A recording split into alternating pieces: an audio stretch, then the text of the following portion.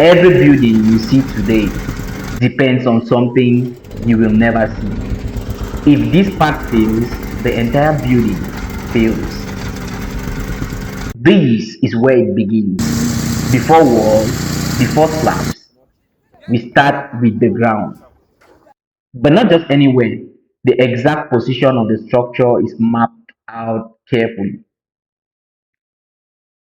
Then we dig, not randomly, but according to the load the building will carry. These excavations are where the foundation footings will sit. And if this depth is wrong, everything above becomes a risk. So we dig to the foundation design height. Next comes something many people ignore: blinding.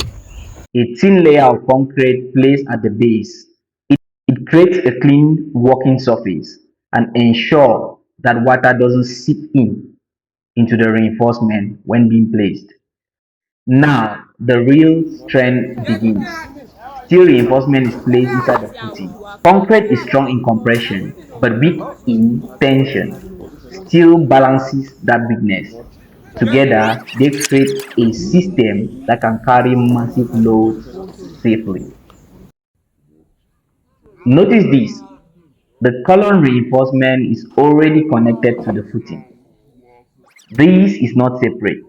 This is continuity. The load from the building flows through these bars straight into the ground.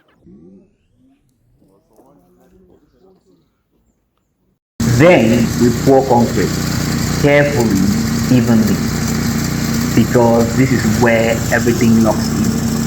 Once this is set, the foundation becomes permanent.